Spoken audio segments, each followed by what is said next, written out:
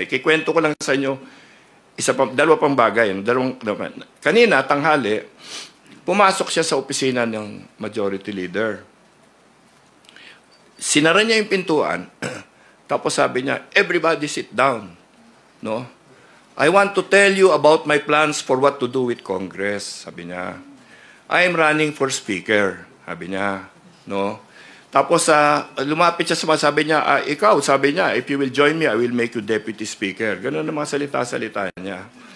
So, siyempre nagulat lahat doon. Ano? Wala naman nag-react masyado. Si majority leader, siyempre, was the gentleman that he is, pinabayaan lang siya.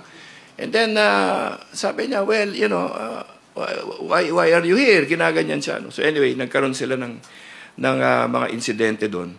Hindi umalis, siyempre hindi naman pinapaalis dahil mabait yung mga na-adapt na niya doon eh. So walang nangyari, and then lumabas siya. No? And then, but I think, dito, kung kagagaling ko lang sa session hall, sa plenary, umiikot siya ngayon, is campaigning to be speaker.